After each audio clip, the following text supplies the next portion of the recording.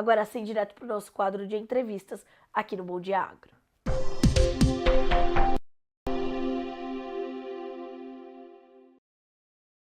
Segunda-feira, dia de Eduardo Vanin, aqui conosco, nos fazendo companhia para começar a semana. Bom dia, Vanin, seja bem-vindo, meu amigo. É sempre bom estar com você às segundas-feiras, nesse início de semana, mesmo que eu esteja assim, ó, mais ou menos. Tá baleada, minha filha? Hoje eu tô um pouco. Hoje tô mais Estamos... para lá do que para eu me cá. confundi. Nós já estamos em novembro ou É po- estamos em setembro ainda? Pois é, não. Você tá vendo que já estou completamente congestionada, acho que chegou no meu cérebro já. É verdade, subiu. Acho que E sim. aí, tudo bom? Vamos lá. Vamos lá. Eduardo Vani, a gente começa a semana com uma falta de direção total. Sobe o farelo, cai o óleo, a soja ainda lá meio de lado, parecendo essa jornalista, mais para lá do que para cá também. O que acontece nesse início de semana, Vani? Que começa muito diferente da última, quando a gente tinha aquela bomba das retenções zeradas na Argentina. Aí eles conseguiram o dinheiro que precisavam, voltaram às retenções. Como é que começa essa semana diante dessas informações todas que marcaram a anterior? Bom, uma semana bem movimentadona, claro, Argentina, falando de negócios China, lá no custo e frete, tivemos mais de 40 barcos negociados, 27, 28 barcos para embarque em novembro, soja argentina. O Safra Nova saíram bons volumes. O produtor argentino aproveitou aquela segunda e a terça-feira para fazer barter. E aí o farmer selling da Safra Nova andou bem. 1 milhão e 700 mil toneladas.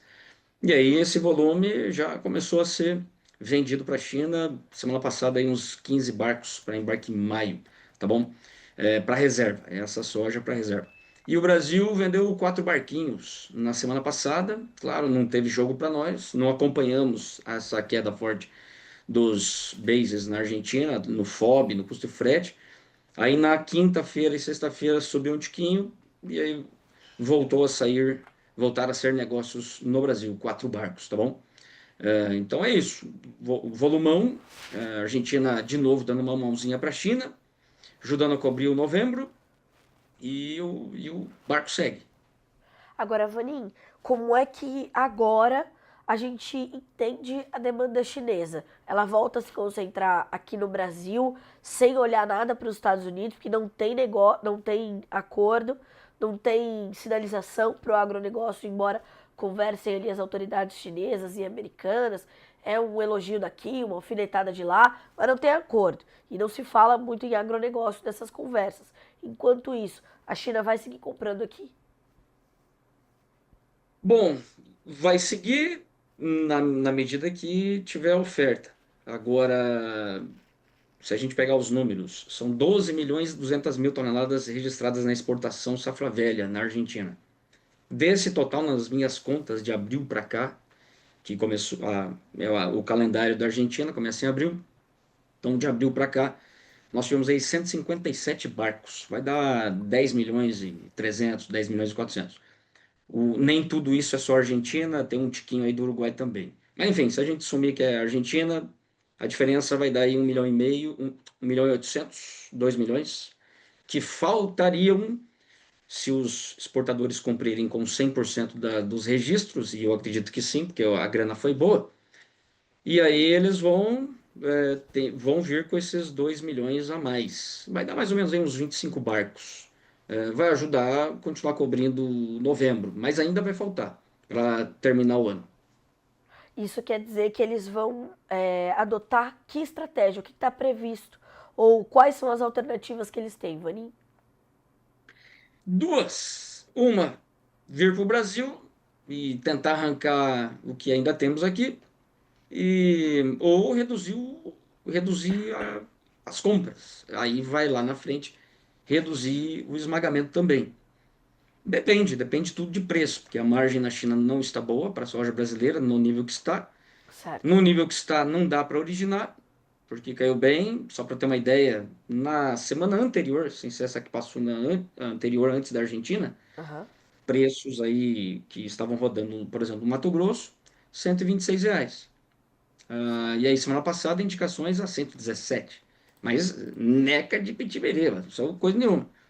Então realmente você tem uma queda aí violentona dessa safra velha, não saiu nada. Então depende do chinês se ele vai pagar para ver a nossa soja ou se o produtor de repente por falta de demanda, papapá, menos compradores, aí viria vender.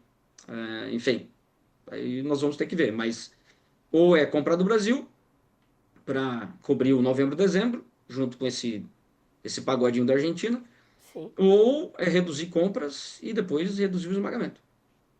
Vanin, o atual momento, portanto, acaba voltando a ser positivo para o vendedor brasileiro, porque essa necessidade da China ainda está bem evidente. Porém, sabemos que a nossa indústria esmagadora não está vivendo os melhores momentos de margens aqui internamente. Que momento é esse para o que nós temos ainda para negociar da soja 24 a 25, Vanin? Bom, se a gente lembrar, tanto na semana passada ou na anterior, perguntas do pessoal. E aí, tenho soja ainda, faço o quê? Sapeca, maluco. Realmente, o negócio tombou. Eu diria assim que não é positivo.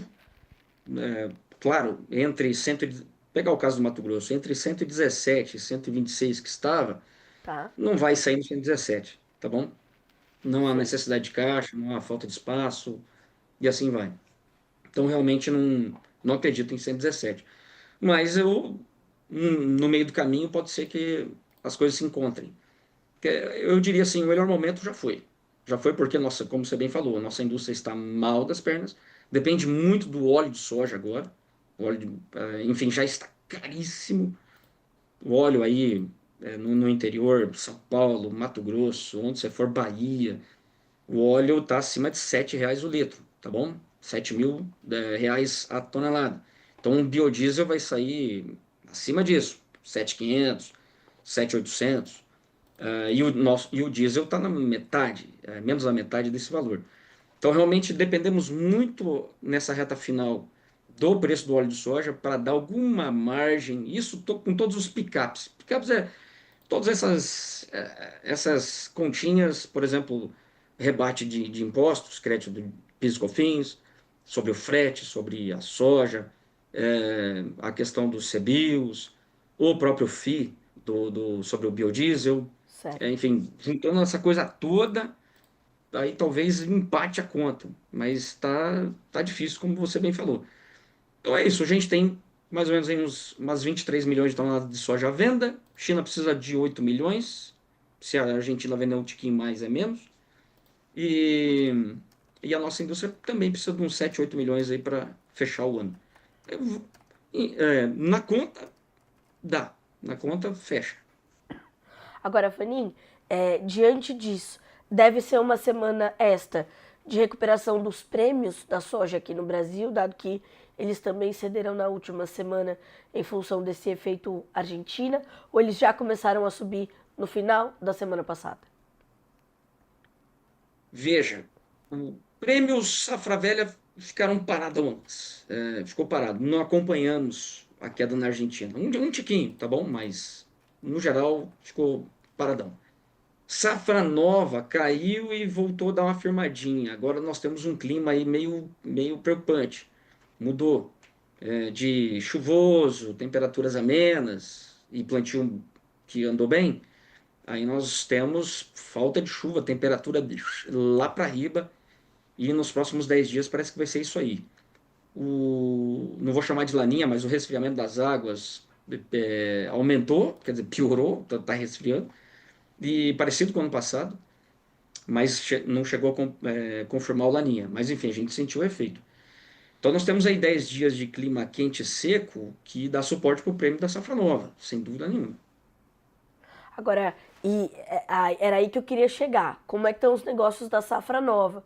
Eles têm algumas sinalizações melhores ou eles têm sinalizações tão preocupantes quanto essas que a gente tem para finalizar as negociações da soja 24 a 25? Paradão, cara, paradão violentão. Andou muito, parecia um carnaval, tá bom? Assim, no sentido de férias. Semana passada tivemos 500 mil toneladas apenas. Na semana anterior, um fracão também, 800 mil. Isso somando as duas safras, tá bom? Para o Brasil, isso não é nada. Uma semana boa para nós é acima de 4 milhões.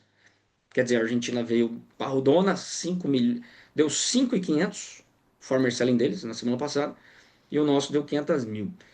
Enfim, vai continuar assim, porque agora você, além do preço que não agrada, e, enfim, o preço que o comprador pode pagar pela paridade de exportação e pelas crushers, a margem que dá, e o preço que o produtor pede, tá um abismo, tá muito distante, 5, 6 reais por saca.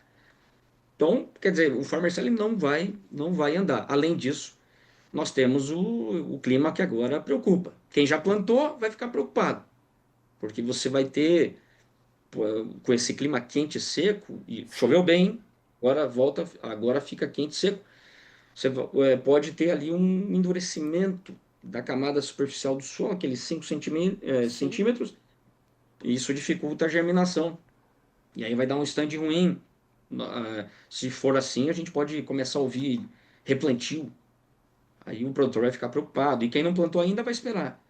Portanto, não vai vender. Até porque o preço não melhorou, piorou. Sim, sim. Vai ficar paradão, cara. Sem dúvida. E como é que estão aí as suas informações sobre o clima, Vaninho? O que que você... A gente vê que, inclusive a gente tem um comentário aqui hoje do Nivaldo Forastieri, falando que no Paraná os produtores estão começando a parar de plantar para esperar as chuvas voltarem. Sabemos que o tempo está seco também ali na região centro-oeste, em especial ali Mato Grosso, Goiás, Mato Grosso do Sul, pode ter algumas pancadas. O que está no teu radar, Vaninho? Como é que você está vendo depois desse arranque inicial do plantio, as suas preocupações quais são? O Paraná vai. Tem boas chuvas a partir aí de quinta-feira, por aí. Tem uma frente fria, mas ela não é uma frente fria parruda, pelo que eu dei uma olhada. Chega ali no Paraná e dá uma parada.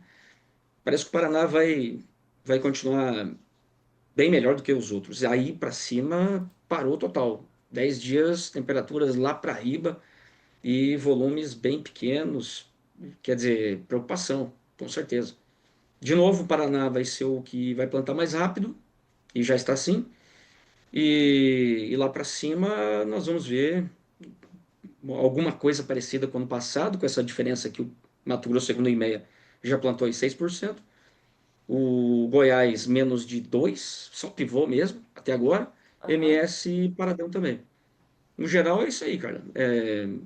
Clima pelos próximos 10 dias não é bom, não. E depois para frente, vamos ver, né? Vamos ver se continua resfriando as águas e a tendência disso aí. O NOAA, hoje, atualização dessa semana, mostra as últimas previsões, projeções dos seus modelos, um resfriamento um resfriamento maior e um início de aquecimento mais para frente. Sim. Isso não é bom. E já tem aqui o pessoal perguntando nos comentários também. Ah, Carlinha, tem a confirmação de um Laninha, tem a confirmação de um Laninha. Ainda não dá pra gente falar isso de uma forma muito clara e confirmada, né, Vaninha? As coisas precisam ir acontecendo, as temperaturas precisam ir se confirmando. A gente tem perguntas aqui pra você, Vanin. A gente já acaba respondendo dessa forma com a sua última pergunta, com a sua última resposta, perdão. A Ana Cláudia Nascimento, que perguntou sobre prêmios e preço da safra nova. Acabamos de falar um pouquinho sobre isso, né, Vanin?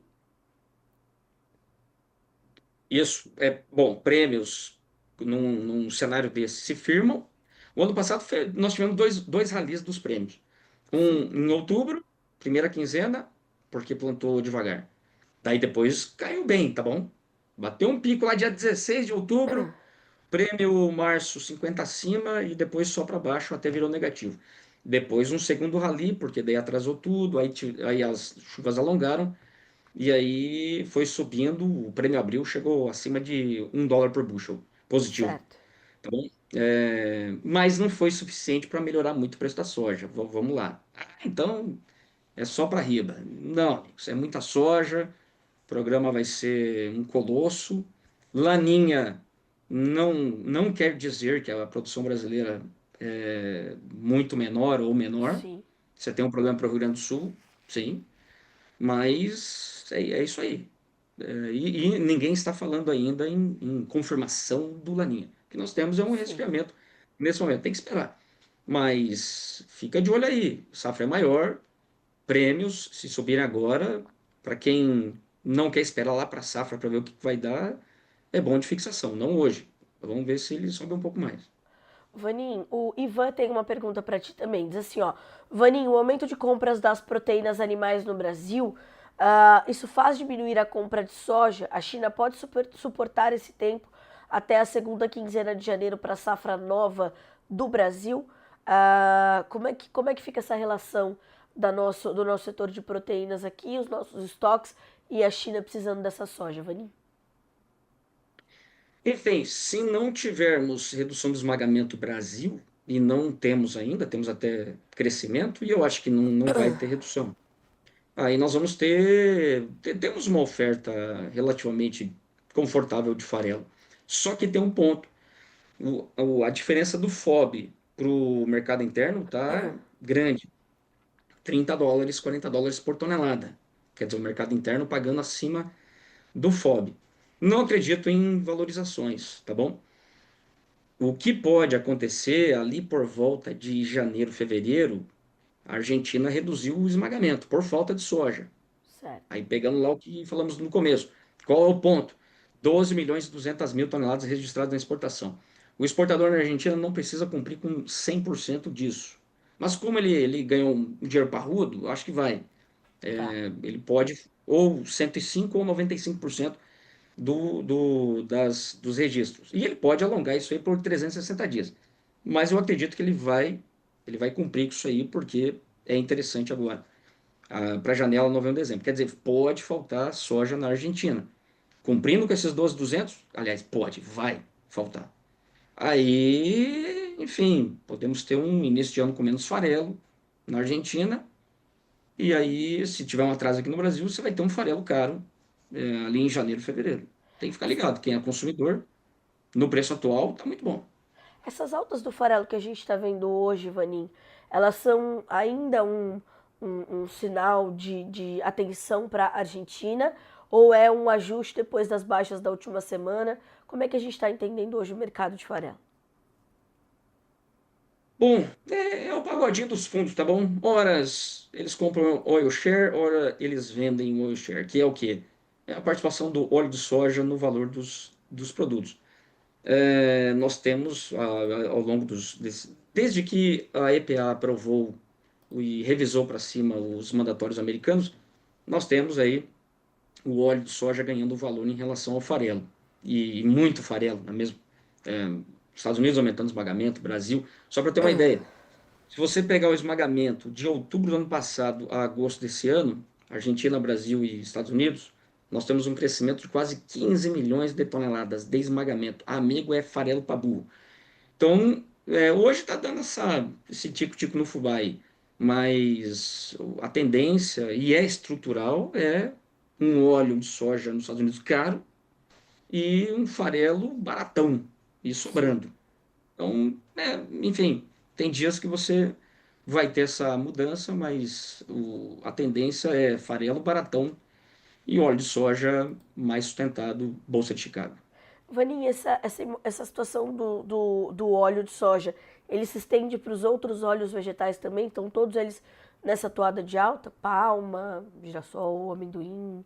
Vão todos acompanhando ou é mais para o óleo de soja esse movimento?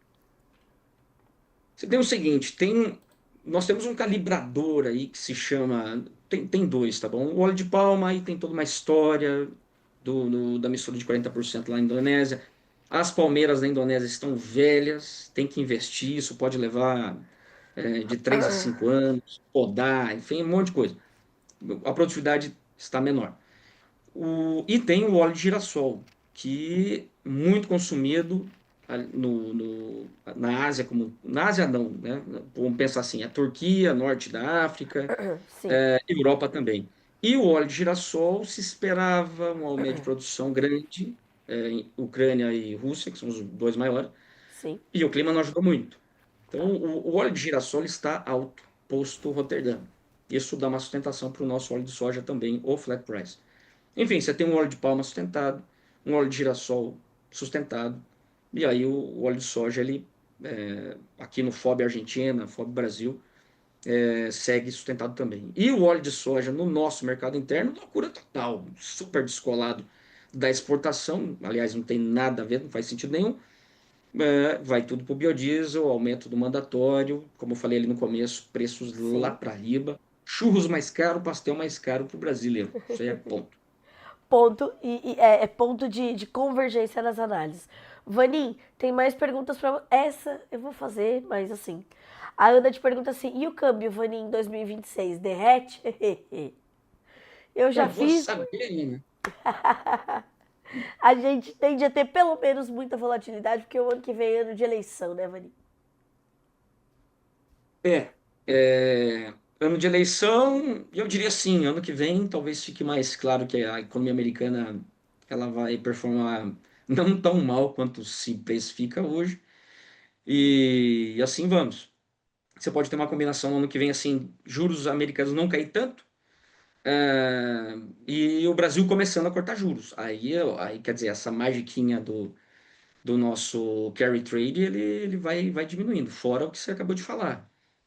Tem essa questão de quem vai ser à direita, o Tarcísio falou que não vai ser candidato, enfim, não sabemos se é verdade ou não, se faz parte de uma estratégia, mas grande indefinição para o ano que vem. A única certeza é o seguinte: não vamos ter superávit primário cumprido de novo, sei lá, acho que é o quarto ano, vamos para o quinto, mas o mercado agora não está nem aí com isso. Vai chegar o momento que o mercado vai falar assim: opa, olha só que situação horrível nós temos. Sim, Enfim, é tudo. O câmbio é um negócio que nós temos na economia, um negócio chamado momentum. E hoje o momentum é o seguinte: é só o diferencial de juros, mas vai ter um momento que nós vamos olhar para as outras questões que são tão importantes ou mais importantes do que simplesmente o diferencial. sim. Vanim, como é que, portanto, diante disso tudo, Chicago deve se comportar? Essa lateralização dos preços deve continuar? Hoje a gente está com um novembro a 10,10 e se a gente olha para o maio de 26, que é uma referência importante para nós, nossa nova safra 10,60, o julho 10,70, esse intervalo é um intervalo já conhecido, né, por todos os agentes do mercado, é um intervalo que tende a continuar, portanto? Então, é o seguinte: o mercado, tanto milho quanto soja, falando de futuros, Certo. dividido em duas, vai lá, três pontos. Primeiro ponto é o seguinte: o USDA foi tão errado em assumir que a produtividade do milho seria quase 189 bushels por acre, que você abre um espaço para grandes revisões. Por exemplo, de repente, agora nesse relatório de outubro, pode vir, vamos dizer, 4 bushels a menos, imagina só. Enfim, seria uma loucura, diminuiria muito a produção americana, e aí tudo fica, vamos esperar para ver. É claro que se daí o milho disparar, a soja vai junto, e aí tem também a produtividade da soja para ser revisada. Então, quer dizer, produção americana ainda está bem definida, apesar de já estarmos virando o mês de outubro. E isso se deve a essa revisão doida, que foi muito para cima, e agora pode ir diminuindo. Inclusive, o clima americano tá uma porcaria, já tem um mês, e vai seguir assim. Aí, horas chove demais, outro de menos, e aí tem vários problemas de doenças, anomalias na soja, brotando, tá uma coisa de louco.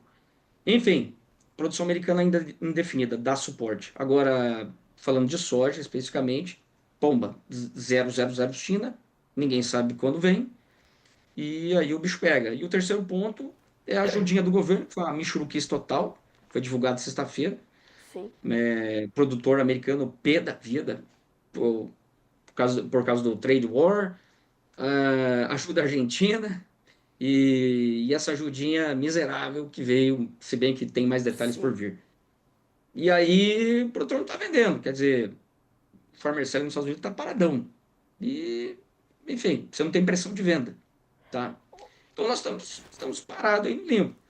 Vamos ver. Um ponto super importante vai ser, com certeza, o relatório de oferta e demanda, produtividades, revisão nos Estados Unidos. Vamos ver o sabendo desse ponto, enfim, aí o mercado vai, vai tomar uma direção um pouco mais clara, imagino. O relatório de amanhã de estoques trimestrais não deve trazer grande mudança de cenário ou movimentação para as cotações de Chicago, Vani?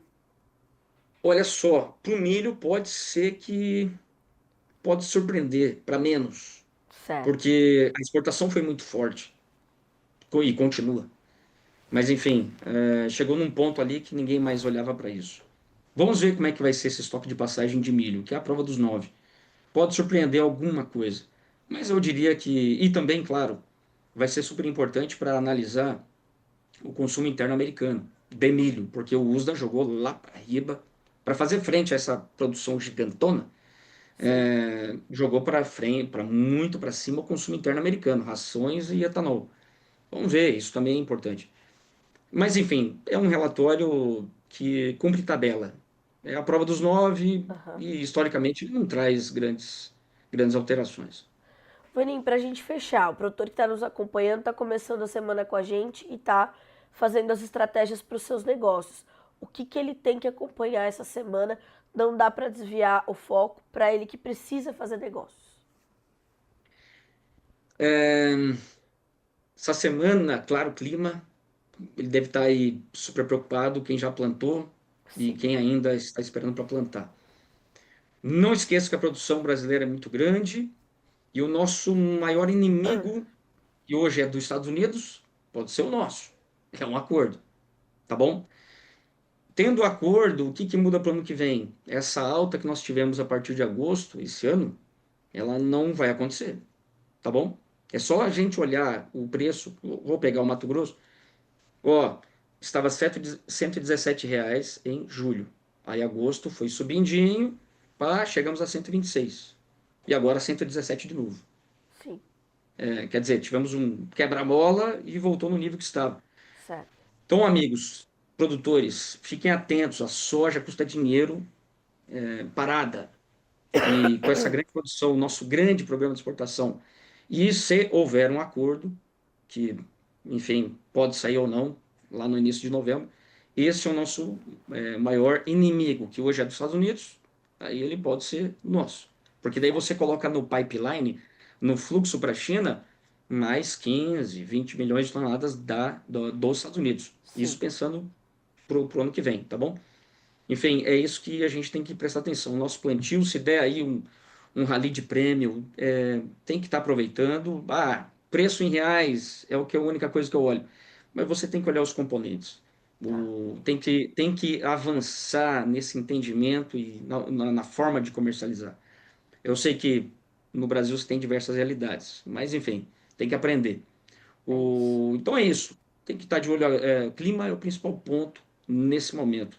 Pode fortalecer os nossos prêmios, mas é um bom momento de olhar para os prêmios Safranal. E sexta às 11 horas da manhã, a gente está esperando quem quiser saber mais sobre isso também, né, Vaninho? De uma outra perspectiva, certo? No canal do Grão Guru. Isso aí. Temos um pagodinho, certo, cara? Temos, Você vai temos um estar melhor pagodinho. lá na sexta-feira? Eu vou estar 100%. 10 gramas de vitamina C por dia, tá bom? Tá bom, combinado. E sexta-feira vamos falar lá no. Dois objetivos, tá bom? Falar de mercado, essas questões das retenções, o que traz para nós. E para quem está se preparando para a certificação Ancore AgroSem, Muito bom. vamos falar dos fundamentos, quer dizer, os fundamentos e o conceito por trás. É isso aí. 11 horas, sexta, é isso? É isso mesmo. A gente tá esperando todo mundo. Positivo. Vaninho, boa semana pra você, meu amigo. E pra mim também, que eu preciso recuperar essa voz o quanto antes, pelo amor de Deus. Obrigada, meu amigo. Ótima Vai dar semana tudo pra certo. você, se Deus quiser. Abraço a todos. Um abraço, até segunda que vem, até sexta-feira. A gente se vê. Até sexta-feira. Até.